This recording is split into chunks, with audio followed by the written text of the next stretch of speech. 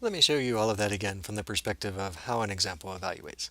So let's suppose that we're testing interp of the expression 5 in the empty environment, and because we're starting the program, the empty continuation.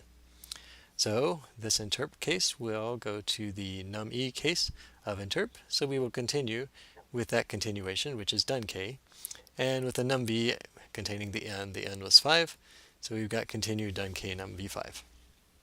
The continue function is called with k as done k, so when we do a type case here, we will end up in the done k case and just return the value v, which was this num v5.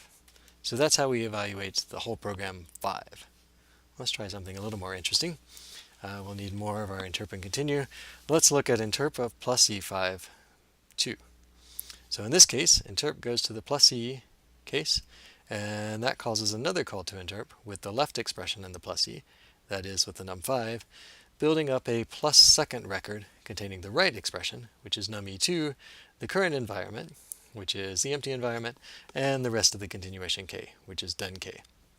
So that's how we get here.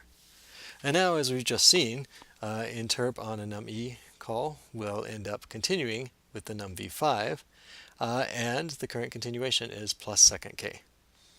So now continue gets plus second k, it'll go into this case right here. Plus second k, where the value that we got in is num v5, so v stands for num v5. We can't actually add 2 to 5 yet because 2 is still an expression we need to interp. So that's why plus second k takes that expression with its environment and calls interp, meanwhile constructing a do plus k record so that we can maintain the v, which is num v5. So that's how we get to this next step. And then the rest of the continuation is the done k, because that was the rest of the plus second k continuation. Once again, we have interp on a num-e, so we know what happens. It continues with a num-v, and this time the continuation is do plus k.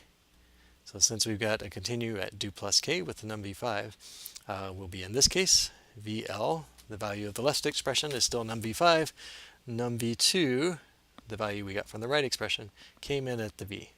So now we're ready to add 5 to 2 because we've both got them as values.